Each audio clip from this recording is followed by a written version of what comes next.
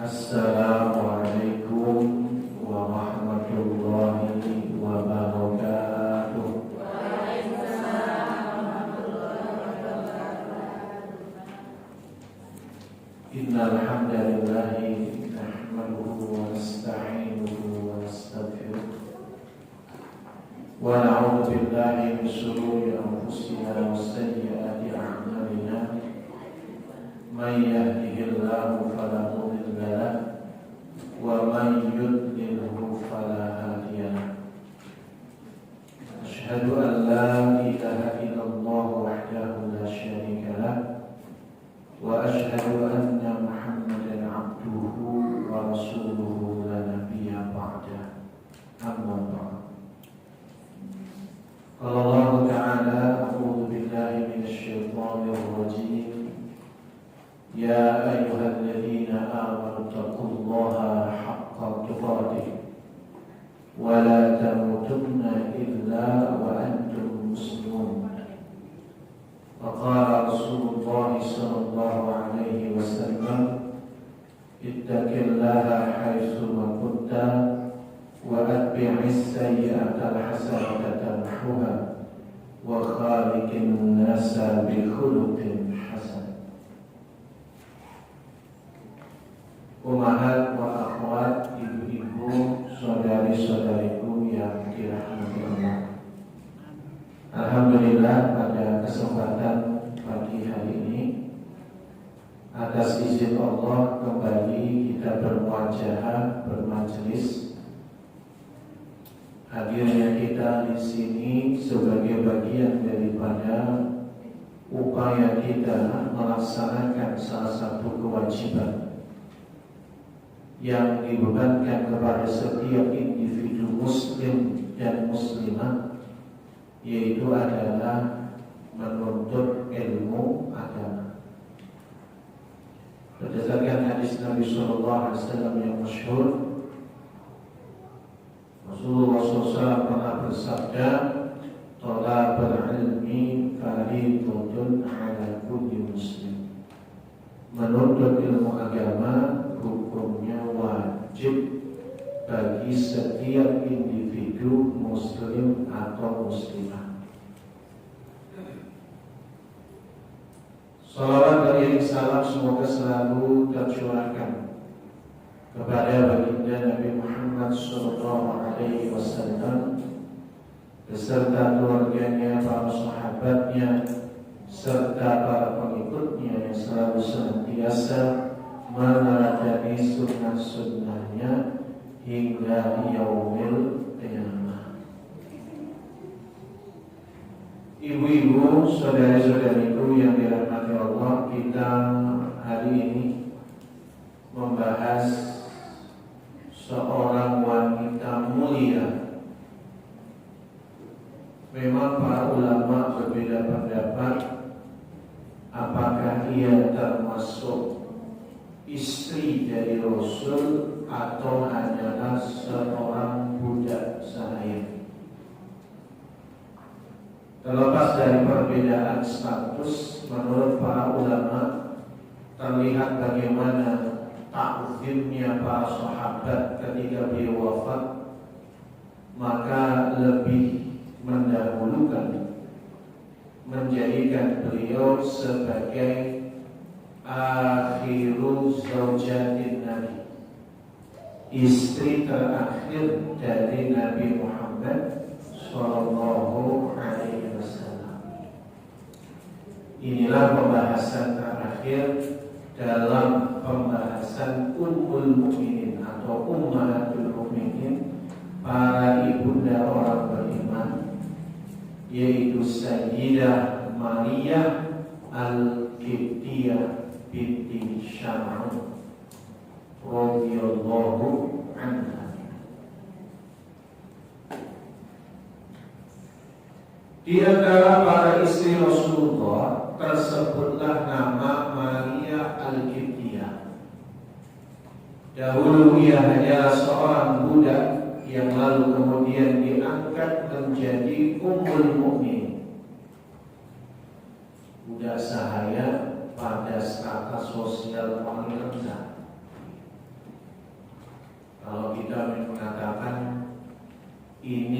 adalah inferioritas. Seorang yang inferior, status sosial paling rendah, lalu kemudian diangkat menjadi ummul mukminin. Ini superioritas, strata sosial yang paling puncak dalam Islam. Ia menjadi istrinya Rasulullah SAW.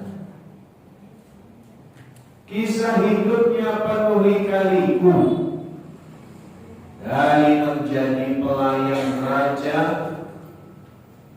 lalu dijadikan sebagai hadiah, pindah ke dalam agama Islam, hingga menerima kehormatan jadi istri Rasulullah. Kecantikan Maria Al-Qibtiyah dikisahkan sempat membuat para istri Rasulullah SAW cemburu. Hampir semua istri Nabi cemburu, hampir semua. Tak terkecuali Sayyidah Aisyah yang paling muda lagi cantik cerita. Sampai Sayyidah Aisyah menceritakan, aku tak pernah merasa cemburu kepada seorang wanita melebihi kecemburuanku kepada Maria. Kenapa? Karena Maria Al-Qibtiyah wanita yang sangat cantik hingga Rasulullah begitu mengaguminya. Ya, kalau kita bicara kecantikan, semua wanita pasti cantik. Betul tidak, Bu? Semua wanita cantik. Iyalah, ya. Oh, ganteng masalah. Cantik dengan versi masing-masing. Cuma nggak tahu wanita kenapa sering insecure. Apa insecure? Nggak pedean. Padahal masing-masing di antara ibu saudari itu cantik, versi masing-masing. Gak usah dibandingkan dengan yang lain. Nah, kalau bicara kecantikan, semua wanita cantik. Cuma memang Maria Al-Qibtiyah ini berbeda. Jadi Ibunda Aisyah sebagai orang Arab melihat kecantikan Maria Al-Qibtiyah itu beda dibandingkan kecantikan Arab yang ini. Kalau kita kemarin pernah tengok bagaimana cantiknya Zainab binti Jahash, bagaimana cantiknya Sofia binti Huyai, cantik. Hafsah binti Umar, cantik. Tapi Maria Al-Qibtiyah wanita yang sangat cantik. Karena apa? Dia dari bangsa yang berbeda. Kecantikan yang lain. Hingga Rasulullah begitu mengaguminya. Jadi Maria Al-Qibtiyah binti Syam'un merupakan budak dari Mesir. Dia memiliki paras cantik, rambutnya keriting, bukan keriting yang ribut tapi curly. Ikal bergelombang. Di zaman masa lalu model rambut kayak gini ini model rambut mahal. Wanita dengan rambut ikal bergelombang, belum zamannya sampo sansir. Merek. Kenapa di Indonesia identiknya rambut panjang, lurus, hitam. Dibayanginnya sisir ditempeli di ujung kepala, jatuh sendiri. Ya itu juga dia, cantik juga rambut seperti itu, tebal, hitam, panjang. Tapi model rambut yang seperti ini, curly tadi, itu model rambut yang mahal. Nah, sampai kalau ibu-ibu di zaman dulu itu yang lurus aja dikeriting-keriting gitu. Apa istilahnya? Yang rambutnya udah lurus, cuma modelnya karena lagi zamannya keriting, nah dikeriting-keritingin. Mahal itu, masuk salon.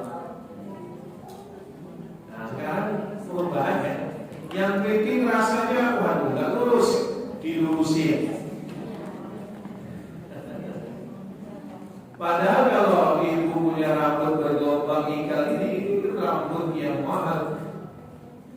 Biasanya rambut kayak gini kecantikan yang tidak membosankan. Biasanya. Masalahnya ya wanita itu lagi-lagi insecure, suka gak pede, dan padahal Allah ciptakan masing-masing di antara kita punya kecantikan masing-masing. Maka bahagia dengan apa yang Allah berikan. Apa saja. Kenapa? Identifikasi kecantikan itu macam-macam. Kulit misalnya. Orang Indonesia itu kalau sudah kulitnya putih, cantik. Sebenarnya bukan putih ya, kuning ya. Kalau putih itu maksudnya orang Eropa. Kalau sudah putih, cantik. Akhirnya orang berlomba-lomba pakai pemutih. Kalau bisa yang sekali gosok putih, wajahnya digosok-gosok putih, lehernya hitam. Ya kalau seandainya tidak pakai kembali hitam, ada yang kayak gitu. Tapi hati-hati belum tentu kulit eksotis sawo matang itu kulit yang mahal. Orang barat ke Bali tujuannya biar hitam, biar coklat. Nah ibu yang sudah coklat pengennya putih. Nah, itu mestinya disyukuri. Kalau kita bicara Maria Al-Qibtiyah, ayahnya seorang Mesir, ibunya beragama Nasrani dari Romawi. Jadi Maria Al-Qibtiyah itu ayahnya berdarah Qibti. Qibti itu suku asli Mesir. Ibu tahu Cleopatra? Ya, tahu ya. Cleopatra itu kulitnya tidak putih. Dia dijadikan sebagai ratu kecantikannya. Kecantikannya luar biasa. Dia dari bangsa Qibti. Bangsa Qibti itu kulitnya tidak putih, eksotis. Tapi dia jadi kiblat kecantikan selama berabad-abad itu, Cleopatra. Nah, ayahnya Maria Al-Qibtiyah, dari namanya aja Al-Qibtiyah, dari Qibti, suku Mesir. Punya kecantikan yang luar biasa. Ibunya orang Eropa, Romawi itu Eropa. Jadi mix, blasteran antara Qibti dan Eropa. Maka kebayang kecantikan perpaduan antara wanita Eropa dengan wanita bangsa Qibti. Makanya Maria Al-Qibtiyah ini cantik luar biasa.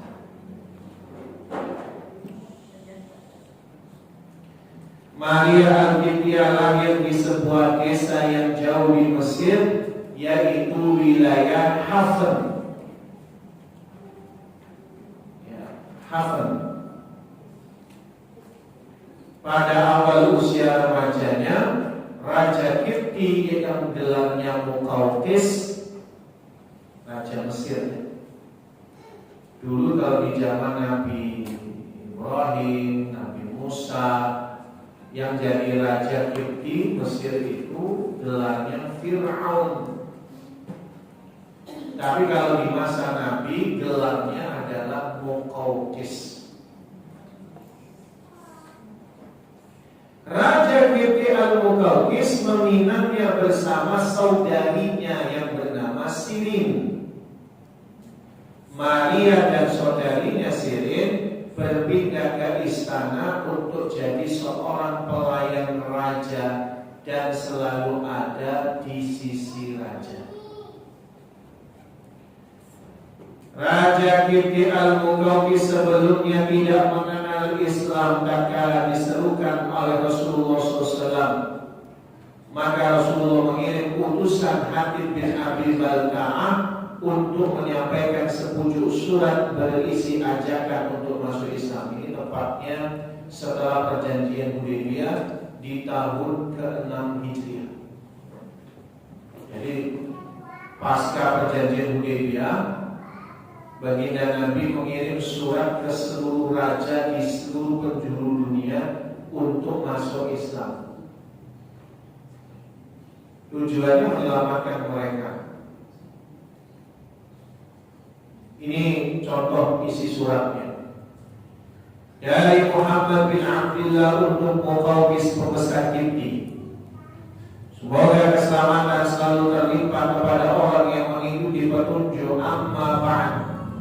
Sesungguhnya aku menyerumu pada Islam, tunduklah, niscaya engkau selamat, dan Allah memberimu pahala 2 kali. Karena Raja Muqawqis saat itu agamanya Nasrani. Jadi mereka yang punya agama sebelum Islam, Nasrani, Yahudi, kalau mereka masuk Islam, mereka dapat pahala 2 kali. Pahala pertama mengikuti Nabi terakhir kepada mereka sebelum Nabi Muhammad. Berarti kalau Nasrani dapat pahala karena mengikuti Nabi Isa. Tapi kemudian Nabi SAW diutus, mereka kemudian beriman kepada Rasul, mereka dapat pahala yang kedua, mengikuti Rasulullah SAW.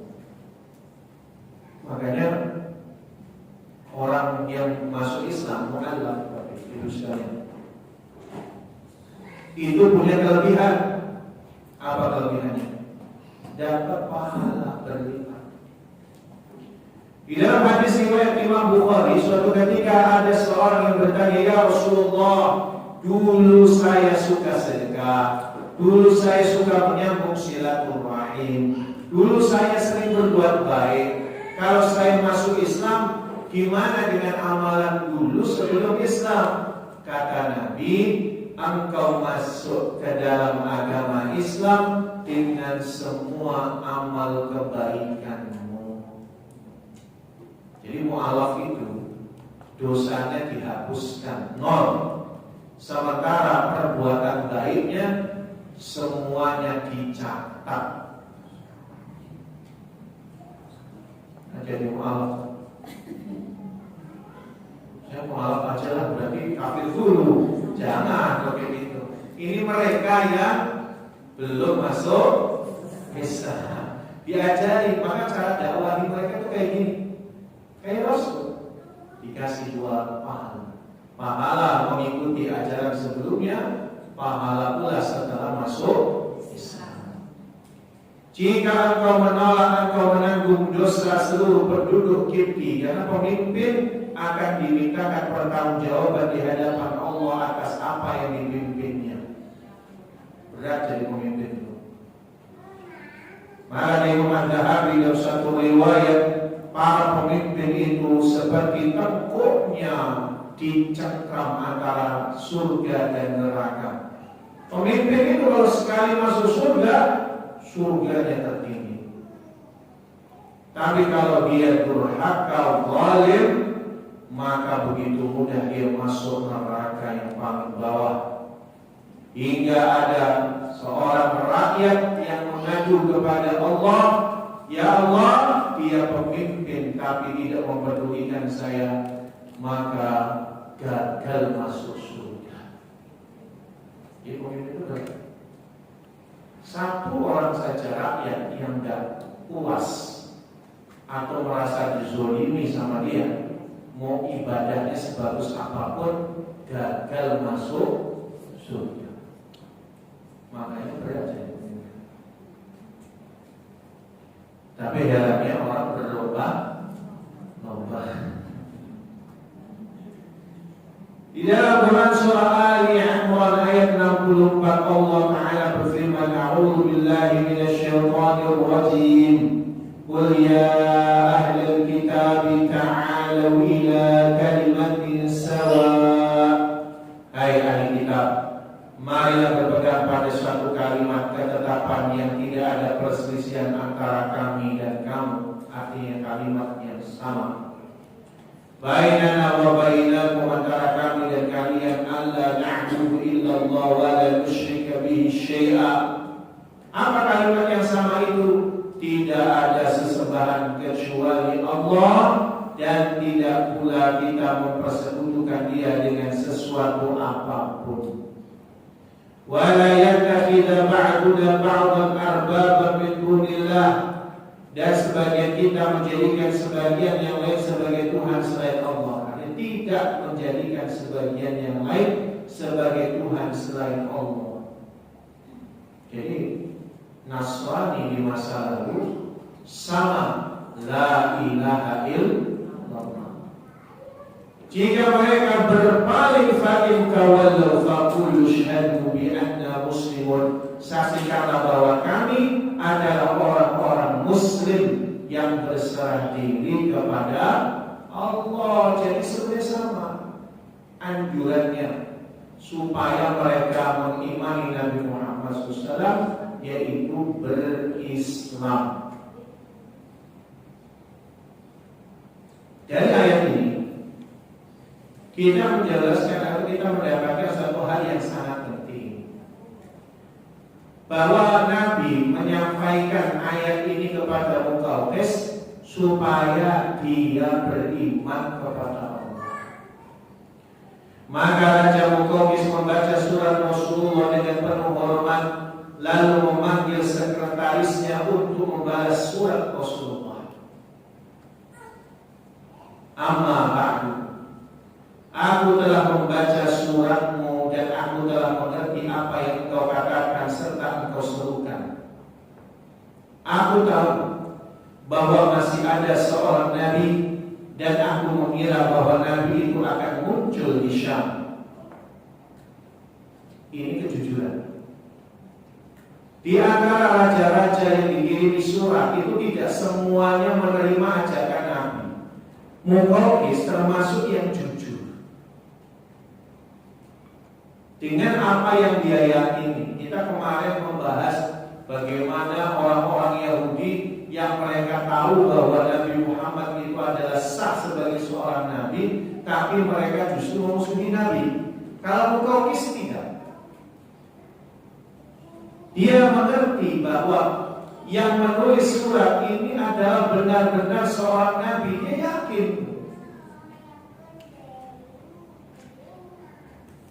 Sehingga Pak, ini bicara tentang yang namanya hati. Imam Ibnu Qudamah di dalam kitabnya itu menjelaskan tentang, kitabnya namanya Mukhtasar Minhajul Qasim. Beliau mengatakan, aslul qalbi qabilul huda. Aslinya hati manusia yang baik itu mudah menerima petunjuk atau kebenaran. Jadi Ibu, kalau kita dengerin ayat, hadis, orang kalau kita ini hatinya sehat, ayat Quran kita mudah paham dan mudah terima, bakal mau dilaksanakan. Gitu. Tapi ketika ada ayat hadis kita paham tapi tidak diamalkan, berarti ada masalah dengan hati kita. Berarti ada kotoran di dalam hati kita. Mukaukis begitu mudah dia memahami dan meyakini surat yang sampai kepadanya ini adalah benar-benar dari Nabi akhir zaman. Dia akui itu. Dia lanjutkan, aku telah memuliakan utusanmu dan kukirimkan untukmu 2 budak yang begitu dihormati oleh rakyat Kipti. Aku kirimkan bersama mereka sejumlah pakaian dan kendaraan tunggangan. Sekian. Jadi Raja Mukaukis menerima dengan sangat luar biasa bagaimana surat dari baginda Nabi Sallallahu Alaihi Wasallam. Bahkan tidak hanya sekedar menerima, sebagai memuliakan Nabi, dia muliakan utusannya Nabi, yaitu Hatib bin Abi Balta'ah. Lalu dikirimkan untuk Nabi 2 budak yang dihormati oleh rakyat Kipti. Siapa? Maria Al-Kiptiyah dan saudarinya yang bernama Sidin. Dan dia katakan, aku kirimkan bersama mereka sejumlah pakaian dan kendaraan tunggangan. Sekian. Setelah utusan Rasulullah SAW kembali ke Madinah Al-Munawwarah, lumayan jauh ya. Kalau kita bicara di peta, Mesir itu utara, baratnya Jazirah Arabia. Sementara Madinah itu ada di pertengahan Jazirah. Dari Madinah ke wilayah Syam itu membutuhkan 28 hari. Kalau lanjut ke Mesir itu tambah sekitar 6-7 hari lagi. Jadi perjalanan yang tidak sedikit, tidak pendek. Artinya apa? Ini perjalanan yang benar. Utusan Rasulullah kembali ke Madinah sambil membawa surat dari Raja Mukaukis dengan 2 budak wanita, Maria dan Sirin saudarinya, serta ditambah 2 budak laki-laki, ditambah 1000 miskol emas.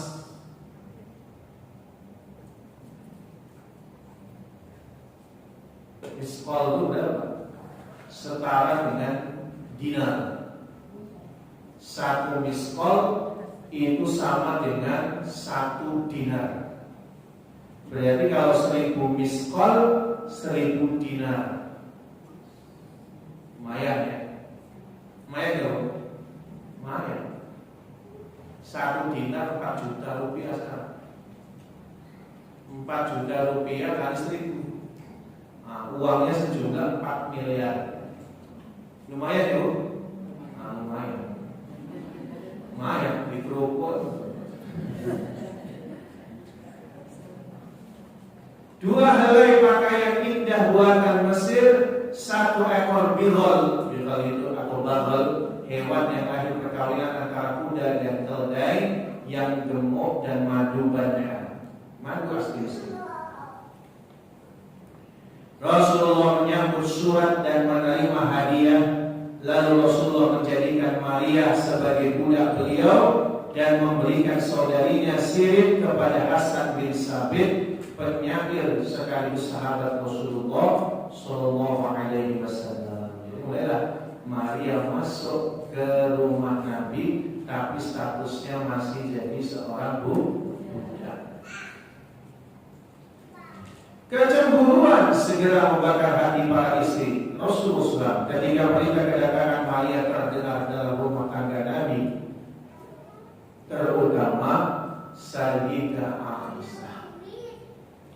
Musababnya Rasulullah sesudah memperistri Maria sering menghabiskan waktu bersamanya. Maria setelah memeluk Islam, dia juga bersedia menggunakan hijab sebagaimana ummahatul mukminin dan para wanita secara umumnya. Jadi begitu jadi budak sahaya, masuk ke lingkungan Nabi, masuk Islam, lalu dimerdekakan oleh Nabi SAW dengan Nabi memperistri Maria. Kalau dari redaksi ini berarti Maria Al-Qibtiyah itu dimerdekakan dulu, itu baru masuk Islam, atau masuk Islam baru kemudian dimerdekakan. Karena ada semacam opini bahwa Maria itu dijadikan istri Nabi setelah melahirkan Ibrahim putranya. Nah, kita bersepakat, yang kita sepakati itu adalah bahwa Nabi memerdekakannya sebelum punya anak. Jadi Nabi SAW memerdekakan Maria lalu kemudian memperistri Maria. Rasulullah SAW menyadari apa yang terjadi antara Aisyah dan para istrinya yang cemburu ke Maria, sehingga Maria dipindahkan ke wilayah Al-Aliyah. Ini satu-satunya istri Rasul yang tinggalnya beda. Semua istri Rasul deretan rumahnya di samping Masjid Nabawi. Kalau Maria Al-Qibtiyah, rumahnya dipindahkan ke wilayah Al-Aliyah, nggak jauh-jauh banget, ya sekitar 3 mil dari Madinah. 3 mil itu berapa kilo?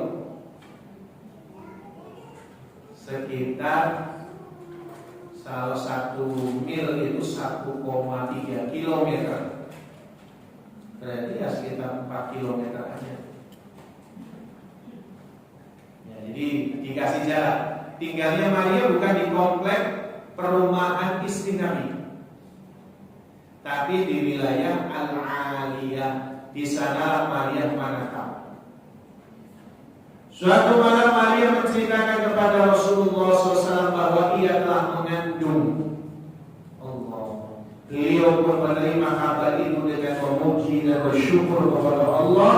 Berita tersebut langsung tersebar di Madinah. Semua menanti kabar gembira. Namun istri Nabi yang lain menyambut dengan istri Nabi juga masih ngerasa gitu. Kenapa? Karena selain itu mereka tidak bisa atau tidak ada yang sampai punya anak. Bahkan mengandung saja tidak. Nah ini newcomer, bahasanya pendatang baru, istri baru, mengandung. Saat kabar bahagia datang, tersebar pula bisikan yang meragukan kesucian Maria. Biasa. Makanya kadang kita harus waspada, memahami sesuatu hal. Orang kalau sudah ada di puncak itu banyak diterpangi. Jadi kalau pohon itu makin tinggi, goncangan anginnya makin kencang. Para penebar fitnah berprasangka bahwa ada laki-laki Qibti yang datang bersama Maria dari Mesir. Ia antara hadiah Raja Al-Muqawqis. Laki-laki itu datang kepada Maria membawakan air dan kayu bakar. Karena kita ceritakan, ya hadiahnya Muqawqis selain Maria dan saudarinya ada 2 budak lagi. Dan isunya yang budak laki-laki ini membawakan air dan kayu bakar bagi Maria Al-Qibtiyah. Biasa gosip, ya kan? Nah dari dulu ada orang tukang gosip.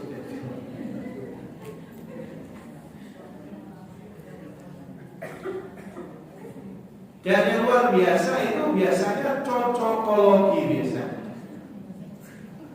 Sekilas info, headline news.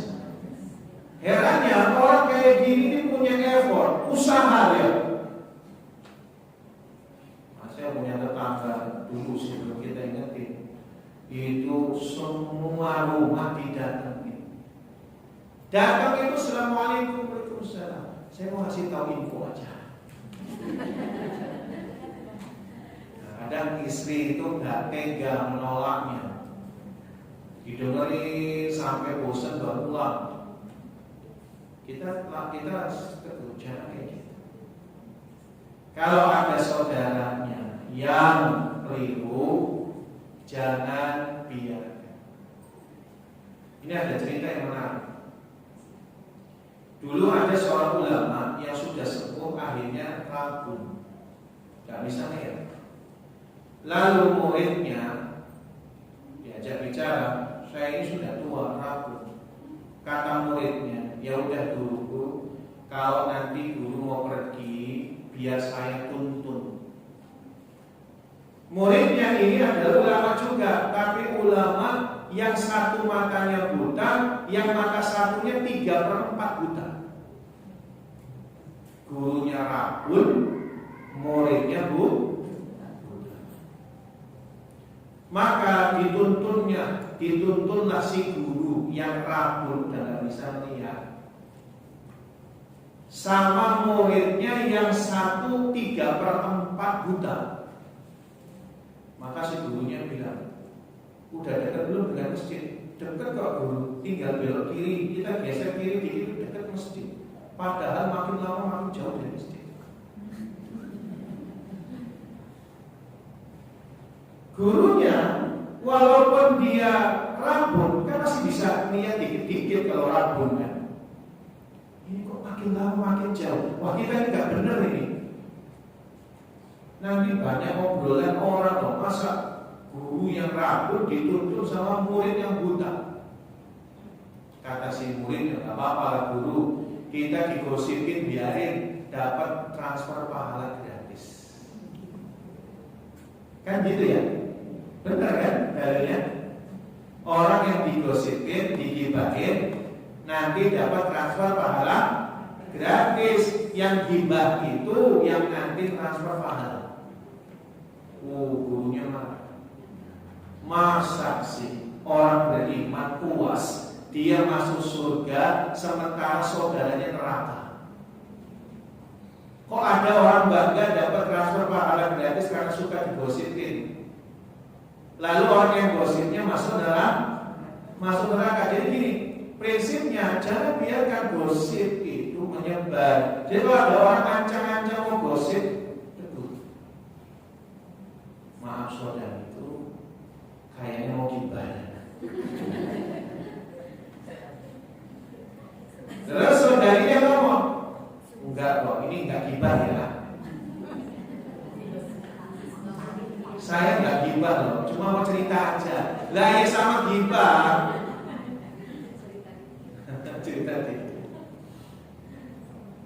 Pembicaraan terus berkembang hingga terjadilah kegaduhan, menjadi kisah dusta para baru yang disambut senang oleh orang munafik. Mereka mengatakan keledai jantan telah menggauli keledai betina. Orang munafik itu ya sengaja kayak gini digoreng opininya. Alangkah buruknya para penebar keburukan. Mereka telah menikmati berita palsu. Sebelumnya mereka menuduh Sayyidah Aisyah di zaman dulu dengan Sofwan bin Mu'attal. Selanjutnya mereka menuduh Maria binti Syam'un dengan seorang laki-laki impoten. Perlahan tapi pasti fitnah tersebut mereda karena tak terbukti. Nah, inilah yang jadi titik tengah. Hingga kemudian Rasulullah meminta Salma untuk pergi ke Aliyah, tempat Maria menetap, untuk tinggal dan mengasuh putranya. Salma mengerti bagaimana Rasulullah begitu mencintai cucu-cucunya Hasan dan Husain serta semua anak-anaknya. Abu Rafiq menemui Rasulullah untuk mengabarkan kabar gembira bahwa Maria telah melahirkan seorang anak laki-laki. Jadi Maria akhirnya melahirkan seorang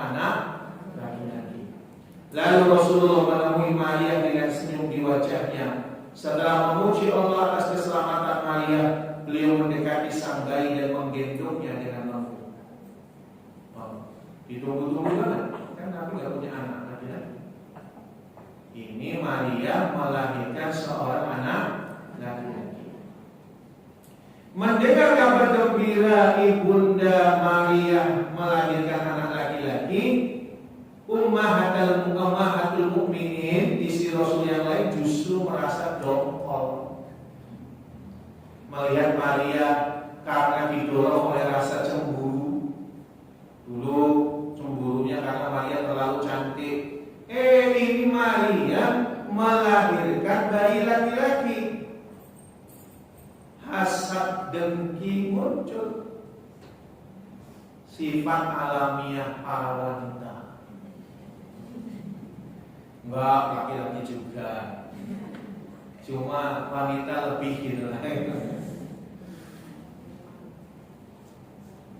Masih ada sedikit keraguan dalam hati Rasul karena fitnahnya tadi. Ini jangan-jangan yang menggauli adalah budak laki-laki itu. Sampai malaikat Jibril datang menyapa Nabi dengan sebutan baru. Assalamualaikum ya Aba Ibrahim. Nabi dapat julukan baru. Semoga keselamatan atasmu, wahai bapaknya Ibrahim. Si anak laki-laki itu diberi nama Ibrahim. Jadi anaknya Nabi yang terakhir itu namanya Ibrahim. Dari rahim Maria. Mendengar kalimat Jibril ini, hati Rasulullah menjadi tenang dan senang atas kabar Allah penyucian nama baik Maria lewat panggilan yang langsung disampaikan Jibril kepada Rasul sebagai Aba Ibrahim, bapaknya Ibrahim. 7 hari setelah kelahiran putranya Ibrahim, Rasulullah melaksanakan akikah dengan menyembelih kambing, mencukur rambut Ibrahim, bersedekah perak pada kaum miskin senilai berat timbangan rambutnya Nabi Ibrahim. Rambutnya Ibrahim, putra Nabi. Mereka mengambil rambut Ibrahim lalu mengukurnya. Ini prosesi akikahnya, yaitu sunahnya di hari ke-7, ya, menyembelih kambing, mencukur rambut, lalu rambutnya ditimbang, bersedekah, nilainya setara dengan perak.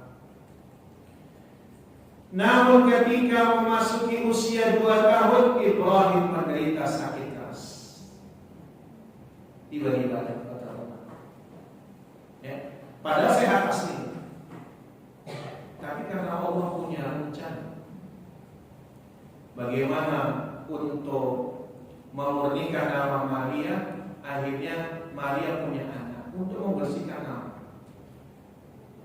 Tapi sebagaimana tujuan, bagaimana Rasul tidak punya anak laki-laki, maka sekali lagi skenario yang Allah tetapkan kepada Nabi berlangsung. Segimana solehnya Nabi Muhammad, segimana mujarabnya doa, mustajabnya doa Nabi Muhammad SAW. Tapi kalau Allah sudah menetapkan ketetapannya, nggak bisa menolak. Termasuk dijadikannya Ibrahim bin Muhammad meninggal dunia.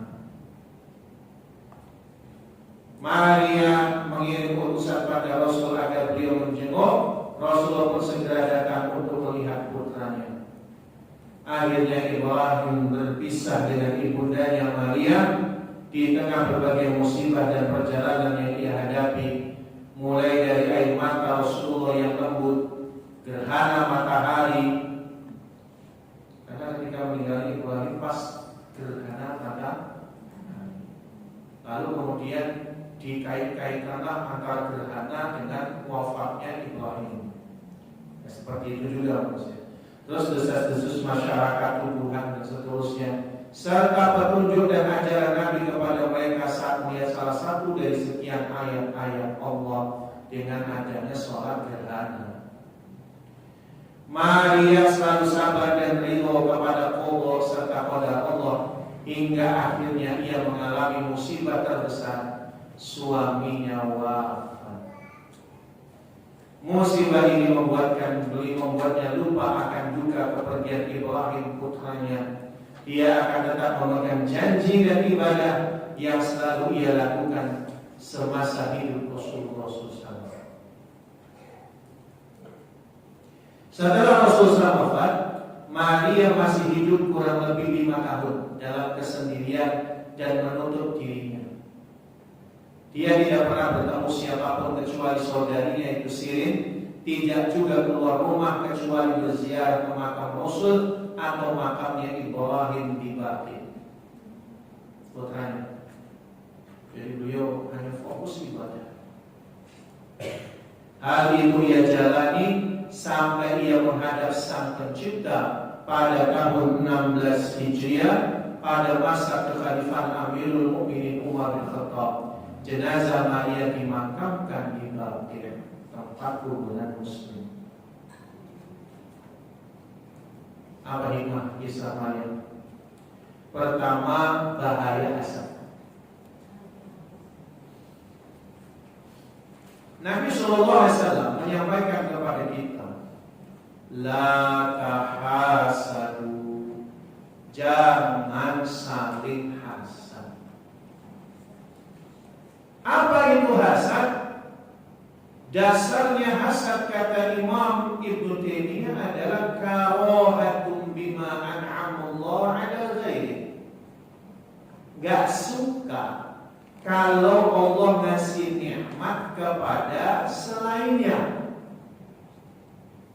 Jadi bibitnya hasad itu karohah. Karohah itu gak suka. Belum jadi benci, belum. Karohah itu gak suka. Kalau kita di bahasa Indonesia kalau gak suka ya benci kadang-kadang. Tapi belum benci. Baru karohah, gak suka. Jadi kalau ada saudarinya dikasih nikmat, gak suka, gitu aja. Ini bibit hasad. Ibunda Ummahatul Mukminin mereka ketika Maria cantik, ya ini gak suka. Maria melahirkan seorang putra, gak suka. Nah, ini batas hasad. Maka kalau sudah definisi begini Bu, Bu, itu gak ada yang selamat dari hasad. Gak ada. Siapa yang selamat dari hasad gak suka? Karena like and dislike itu kadang kita nggak tahu. Kita itu kadang berubah dari suka menjadi tidak suka itu cepat banget. Begitu cepat perubahan hati itu, apalagi hatinya perempuan, gampang berubah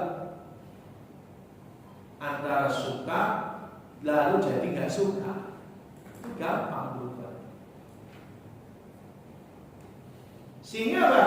Sehingga kemudian di sini perbedaannya.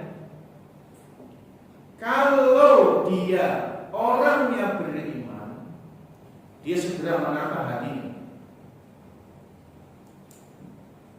Untuk apa? Melawan bahaya hasad itu. Kenapa ya? Tetangga beli kulkas baru kok saya nggak suka.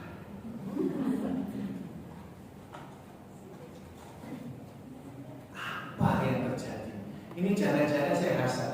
Gitu. Padahal standarisasinya apa kata Nabi? La yu'minu ahadukum hatta yuhibba li akhihi ma yuhibbu li nafsihi. Tidak sempurna iman seseorang sampai dia bahagia bagi saudaranya sebagaimana dia bahagia untuk dirinya sendiri. Jadi maksudnya apa? Orang yang imannya bagus, kalau ada saudaranya lagi bahagia, dia ikut bahagia. Kalau ada saudaranya dikasih nikmat, ikut bahagia. Standarnya. Tapi ternyata secara alamiah kadang kita nggak mau, tahu-tahu kita nggak suka. Nah, berhenti di situ orang beriman dikelola hatinya. Kalau tidak dikelola hatinya, ya tamanna. Lanjut dari karohah jadi tamanna. Tamanna itu berangan-angan. Berangan-angan apa? Kalau sekiranya nikmat itu hilang bagi saudaranya. Sehingga ada muncul unik.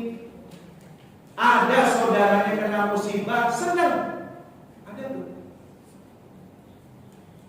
Step berikutnya, ada saudaranya misalnya tadi beli kulkas baru, gak senang. Kulkasnya rusak. Untung saya gak beli kan. Itu akhirnya senang melihat orang yang susah. Susah melihat orang. Nah, itu pada batas dengki hasad di tingkatan yang paling rendah. Berangan-angan kalau saja itu hilang, bosan. Kayak gitu akhirnya. Yang paling parah nanti levelnya adalah berucap dan berbuat untuk menghilangkan nikmat yang Allah berikan pada saudaranya. Mulai dari ngomongnya nyinyir. Kulkas baru. Kulkas kayak gitu dibanggakan.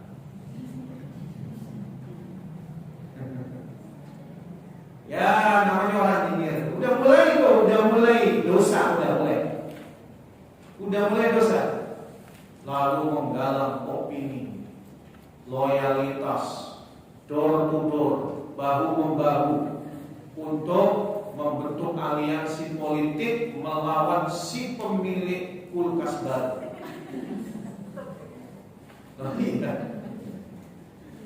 Nah, yang sudah parah sampai berbuat tindakan, ya, ini parah, itu dosa. Kedua, cemburu dalam Islam. Boleh nggak cemburu dalam Islam? Harus.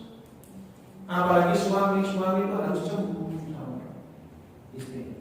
Suami yang nggak punya cemburuan itu dayus itu di neraka.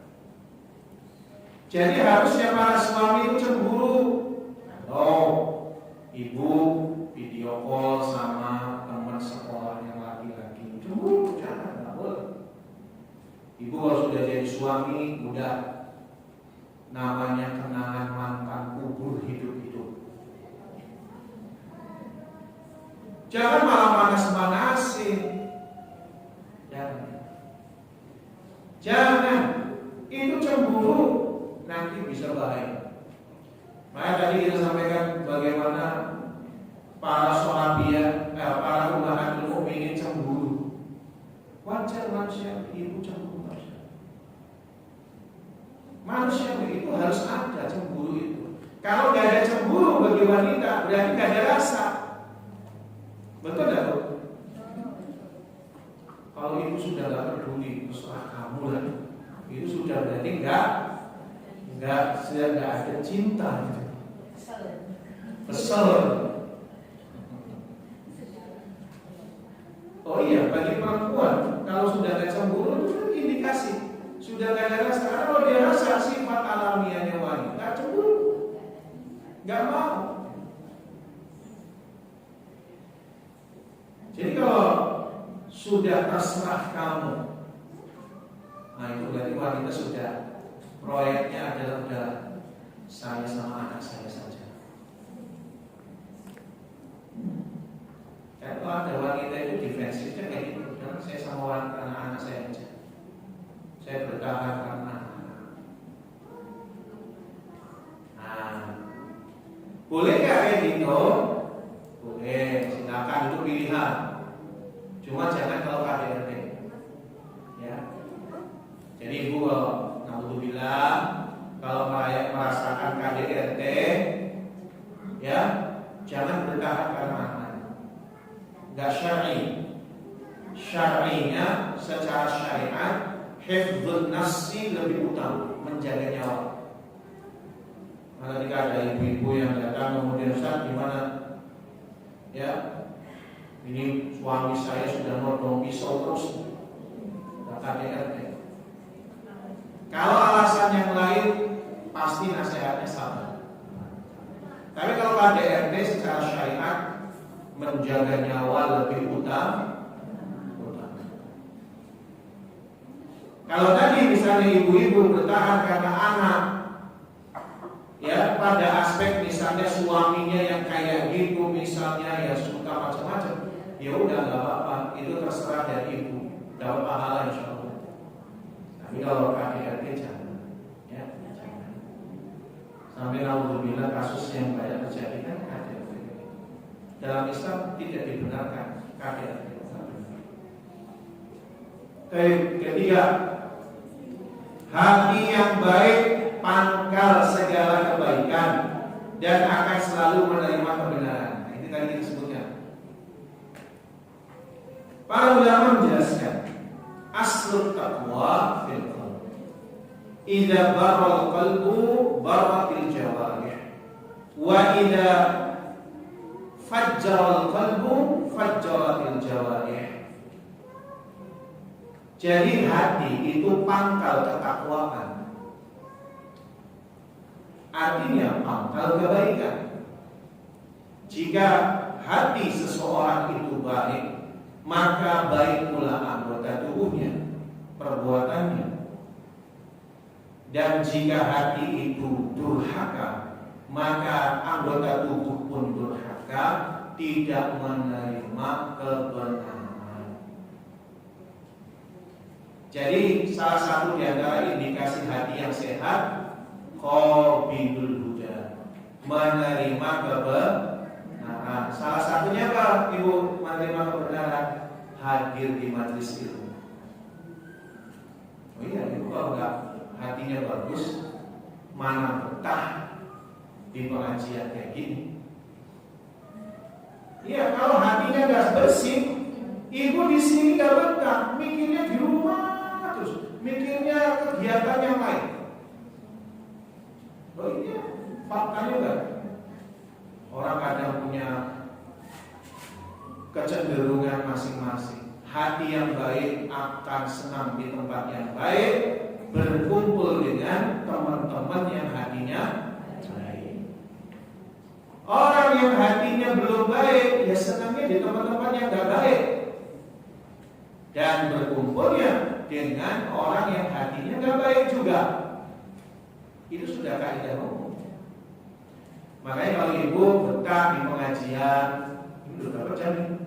Udah mau sejam misalnya. Nah, berarti apa?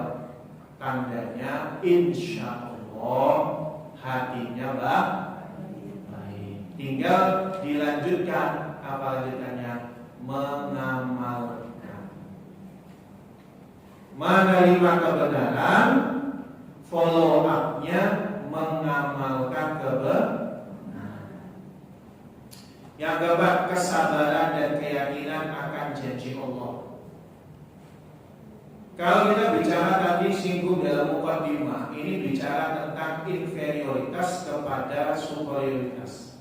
From zero to hero, bahasa kita yang sering populer. Orang yang tadinya dari sebuah status sosial yang rendah, hanya seorang budak sahaya, tapi kalau Allah menghendaki begitu cepat berubah menjadi manusia, sosok yang paling mulia, yaitu adalah menjadi istri Rasulullah SAW.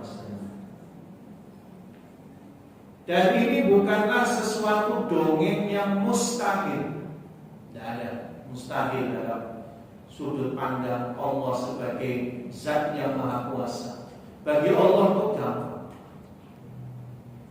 Kalau sekiranya manusia itu berkumpul jadi satu, naik ke bukit, doa, semuanya dikabulkan oleh Allah Ta'ala, maka kalaupun semuanya dikabulkan sama Allah, itu tidak mengurangi kerajaan, kekuasaan, kenikmatan, luasnya kasih sayang Allah, melainkan adalah seperti jarum yang dicelupkan di tengah samudera. Air yang tersisa di batang jarum, itulah semua kenikmatan duniawi dari mulai awal sampai kiamat. Jadi bagi Allah tuh kecil, gampang memenuhi semua permintaan. Semua hamba dari Nabi Adam sampai nanti yaumil qiyamah itu tidak mengurangi nikmat dan kasih sayang Allah kecuali air yang tersisa di batang jarum tadi. Kecil begitu. Lantas kemudian kalau ada keinginan-keinginan kita yang belum dikabulkan Allah, bukan Allah tidak mampu, tapi tujuannya supaya kita lebih sabar. Allah menginginkan kita sabar sehingga kita dapat pahala sabar. Yang kedua, supaya tidak sombong. Jika manusia itu dikabulkan semua keinginannya, wajah cantik, baik, kaya, suaminya baik, suaminya ganteng, suaminya juga terpandang, ya, anaknya juga banyak, sehat-sehat, uangnya banyak, semuanya mulus. Yang ada membusungkan dada, yang ada membusungkan dada. Jadi kalau ada keinginan kita yang belum tercapai itu niatnya bagus, artinya tujuannya bagus supaya kita mendekatkan diri kepada Allah. Ibu kalau suaminya uangnya 271 triliun kayaknya nggak di sini. Halang-halang terus, naik superjet terus. Oh iya. Makanya syukur alhamdulillah uangnya nggak nyampe 271.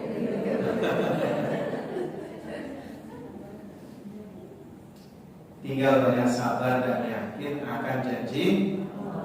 Demikian yang bisa kita sampaikan. Wallahu a'lamu bishawab.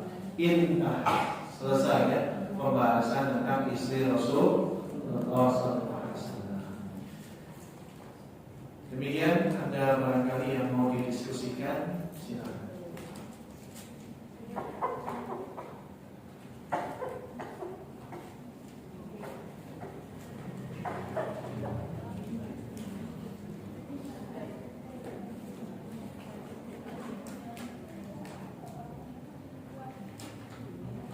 Ini sudah ada beberapa pertanyaan.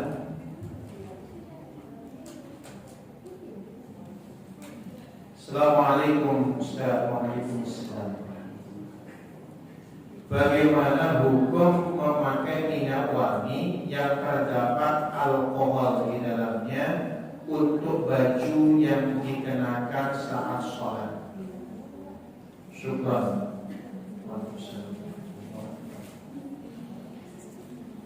Ada dua hal. Pertama adalah parfum, pewangian.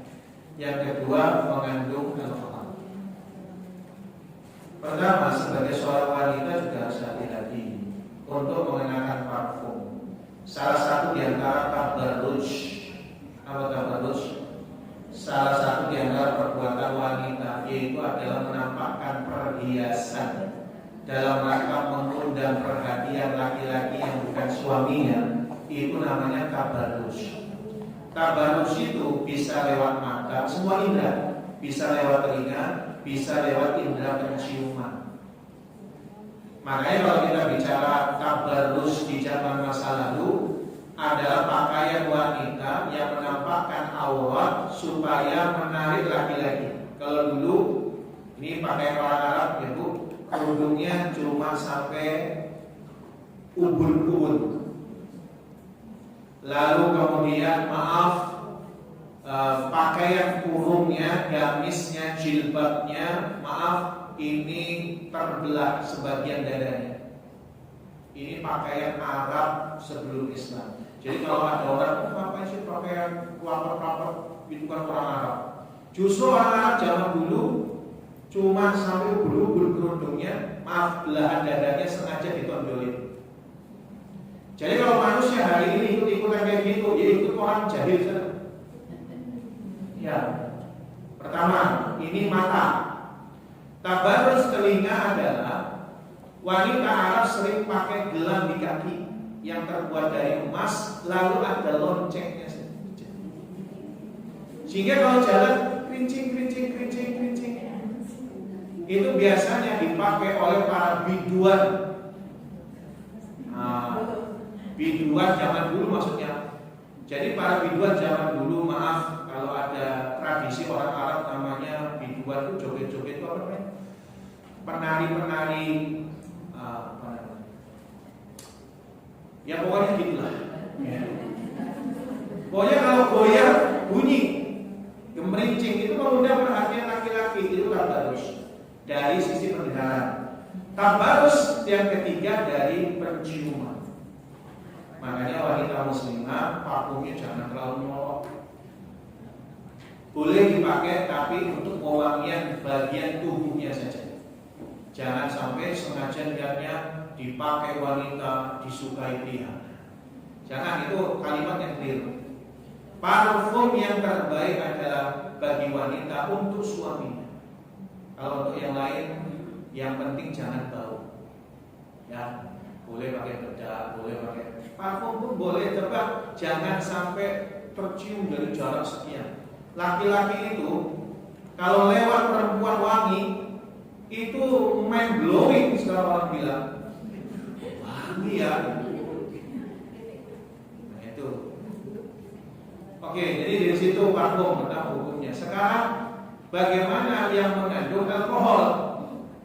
Apa itu alkohol? Alkohol itu adalah rumus kimianya secara empiris adalah etanol. Jadi alkohol apakah itu adalah haram? Belum tentu. Yang diharamkan adalah khamr. Apa itu khamr? Definisinya khamr itu bukan alkohol. Kullu muskirin. Segala yang memabukkan itu namanya khamr. Narkoba, sabu-sabu, pil itu ada nggak alkoholnya?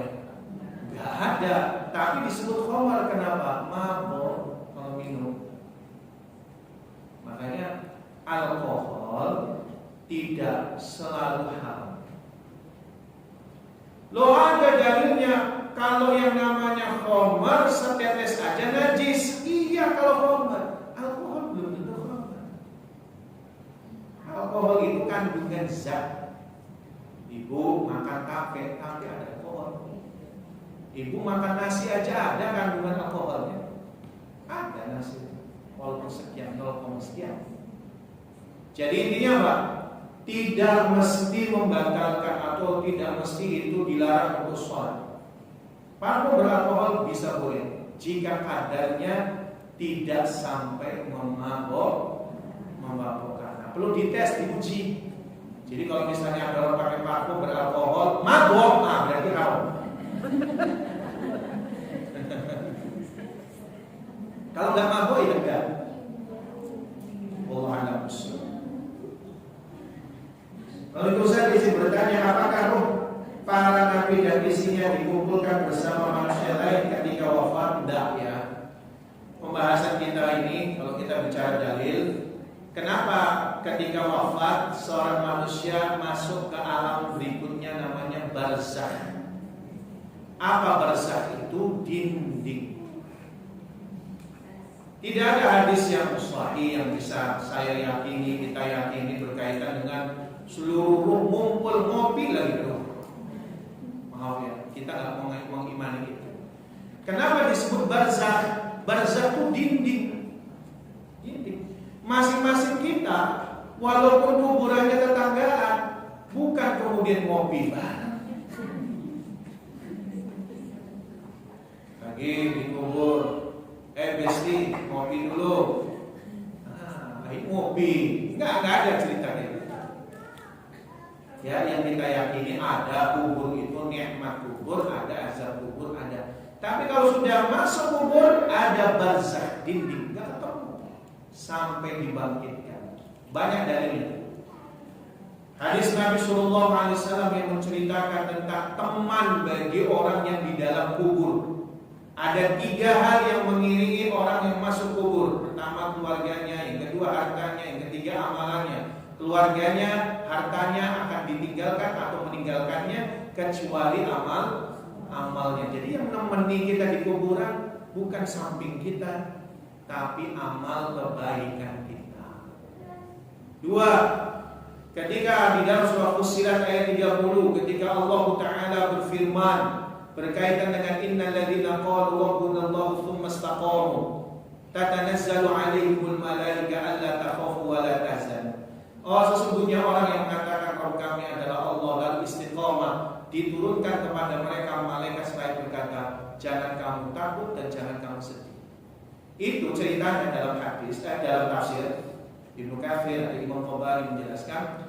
Jadi orang yang ketika wafat itu pasti detik-detik ketika wafat itu dalam keadaan takut dan sedih. Takut yang pertama dalam nasibnya di akhirat, semua masuk surga atau neraka.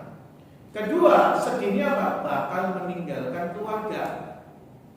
Maka orang yang matinya husnul khotimah didatangkan pada mereka malaikat, udah jangan takut, kamu tuh masuk surga. Lalu wa absyiru bil jannah, maka surga itu ditampakkan di matanya. Ini surga kamu nanti di akhirat. Dan usah takut lagi. Maka itulah kenapa orang yang husnul khotimah rata-rata senyum. Wajahnya tersenyum, kenapa? Setelah melihat surga. Lalu kemudian jangan sedih, kenapa? Udah kamu gak usah sedih. Anak istrimu, suamimu, itu semuanya akan ditanggung sama Allah. Maka ketika nyawa itu dilepas, satu permintaan yang paling pertama bagi si roh itu adalah minta disegerakan kiamat supaya ketemu secepatnya dengan keluarga. Jadi kalau seandainya tadi orang masuk kuburan bisa ngopi bareng, bisa ya kumpul-kumpul bareng, ngeruit bareng, nah ini nggak mungkin ada doa itu, nggak mungkin. Wallahu a'lam. Assalamualaikum warahmatullahi wabarakatuh. Apakah benar Nabi Isa belum wafat dan ruhnya di akhirat ke langit, diangkat ke langit? Apabila kiamat sudah dekat, Nabi Isa turun, berarti ada Nabi setelah Nabi Muhammad ya Ustaz? Terima kasih. Tidak ada Nabi setelah Nabi Muhammad. Maka Nabi Muhammad disebut khatamun Nabi wal mursalin. Nabi Isa diangkat itu bukan rohnya saja, roh dan jasad. Adapun yang disalib bukan Nabi Isa. Nah, pemahaman Islam tidak, bukan rohnya aja dia, roh dan jasad. Jadi oleh karenanya Nabi Isa tidak wafat, dan ketika diturunkan bukan hidup lagi. Makanya dia bukan Nabi setelah Nabi Muhammad. Nabi tetap Nabi terakhir, Nabi Muhammad. Dan memang benar akan diturunkan untuk membunuh Dajjal. Karena Imam Mahdi nggak bisa membunuh Dajjal, sengaja disisakan untuk Nabi Isa. Bismillah, apakah masih ada keturunan Rasulullah di zaman sekarang? Jika memang ada, dari jalur keturunan siapa? Ini biasanya kebawa isu ini. Ada keturunan Nabi, tapi dari jalurnya Fatimah. Tapi kalau dari jalur nasab, kan kita bicara kalau orang Arab, nasab itu anak laki-laki. Sementara Nabi nggak punya anak laki-laki yang sampai dewasa punya anak lagi, nggak pernah. Adapun keturunan yang ada dimaksud dzurriyyah itu dari Fatimah binti Rasulullah, suaminya Ali bin Abi Thalib. Loh, kan berarti kan bukan keturunan Rasul. Yang mengatakan dzurriyyah Rasul sendiri, tetap sebagai dzurriyyah Rasul, tetap kita harus hormati. Hanya saja terjadinya nasab ini kan susah. Ini dari jarak 1500 tahun yang lalu sampai kapanpun gak kelar-kelar. Makanya Nabi udah jauh-jauh hari kok. Jadi keturunan Rasul itu berat banget. Tidak bisa menerima sedekah, gak boleh makan sedekah. Ya, berat. Belum menjaga akhlaknya, berat banget. Jadi kalau bicara jadi dzurriyyah Rasul itu nggak enak, Cuma kan orang nyari enaknya, akhirnya salah kaprah. Jadi intinya zuriat Rasul ada nggak sampai nanti kiamat? Ada. Buktinya Imam Mahdi itu Nabi sampaikan, namanya seperti namaku, dia dari keturunanku, namanya seperti aku, nama bapaknya seperti nama bapak. Nabi ngomong sendiri. Saya di sini bertanya, apakah Allah mengabulkan doa dari orang yang dengki dengan kita? Orang yang mereka dengki kepada kita, doa-doa yang dipanjatkan selagi dia masih dalam ruang lingkup doa mustajab, maka masih bisa. Tapi bukan doa yang jelek, doa yang masih baik. Jadi kalau misalnya dia berdoa, ini orang yang hasad pada tingkatan pertama karohah itu boleh. Bahkan mudah-mudahan doanya dimakbulkan. Contohnya gimana? Ya Allah, kok engkau berikan kepada tetangga saya kulkas baru. Kok ya saya juga minta dong kulkas yang baru. Saya juga pengen ya Allah. Boleh, gak salah. Boleh yang kayak gitu. Apalagi kalau dikaitkan dengan sedekah. Ya Allah, masa sih dia yang sebenarnya orangnya biasa-biasa saja, tapi kok rezekinya lancar. Saya yang mestinya tuh lebih cerdas, lebih pintar, mestinya saya juga dapat rezeki yang lancar ya, supaya saya bisa sedekah. Nah, itu lebih bagus lagi. Masih boleh. Bismillah, Ustaz, apa benar kalau menggantung pakaian di kamar bisa menjadi tempatnya syaitan? Apakah hal ini sahih atau hanya sekedar mitos? Mohon penjelasan Ustaz. Kalau pakaiannya gambar manusia iya, tapi kalau cuma pakaian aja digantung tidak apa-apa. Yang jelas gini, syaitan termasuk jin itu akan bisa masuk ke rumah kita. Bisa. Di dalam kitab Silah Beliaqwan di Syaitan ada sebuah kitab yang bagus menceritakan bagaimana setan itu masuk ke rumah kita. Salah satu diantaranya pada jam makan dan juga jam tidur. Makanya Bu, kalau Ibu misalnya lepas pakaian, ucapkanlah basmalah. Ya, boleh alhamdulillah. Pokoknya nyebutlah. Jangan melepas pakaian tanpa menyebut.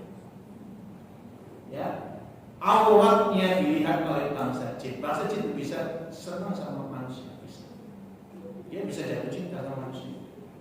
Maka oleh karenanya, kalau memakai pakaian, melepas pakaian baca basmalah, buka tutup pintu baca basmalah, jendela baca basmalah, semuanya. Maka kemudian di dalam riwayat itu syaitan yang dua, ini ada syaitan yang kemudian datang ke rumah orang yang suka zikir tadi. Ada setan yang dia datang ke tempat yang tidak zikir, pulang-pulang. Ini satu gemuk, satu kurus. Yang gemuk mengatakan, saya alhamdulillah bahasa kitanya, itu masuk rumah orang yang tidak baca basmalah. Makanya saya bermalam di rumahnya, makan bersama mereka. Sementara di kurus bilang, waduh saya kasihan, saya masuk rumahnya orang beriman suka zikir, masuk pintu, masuk rumah baca bismillah, semua bismillah. Lalu saya nggak dapat tempat tidur. Dia makan bismillah, selesai alhamdulillah, saya nggak dapat jatah makan. Intinya pakaian tidak ada dalil khusus berkaitan akan nanti jadi tempatnya saya kecuali tadi pakaian yang bergambar. Wallahu a'lam. Cukup? Ada yang lain? Cukup ya? Alhamdulillah. Barakallahu fikunna ajma'in. Semoga ibu-ibu saudara sekalian dalam keadaan dijaga selalu oleh Allah, diberkahi. Amin. Allahumma amin. Saya minta maaf kalau ada perkataan yang kurang berkenan. Semua kebaikan dari Allah, keburukan dari anak pribadi. Astagfirullah wa astaghfirukum. Billahi taufiq wal hidayah wallahu a'lam bissawab. Assalamualaikum warahmatullahi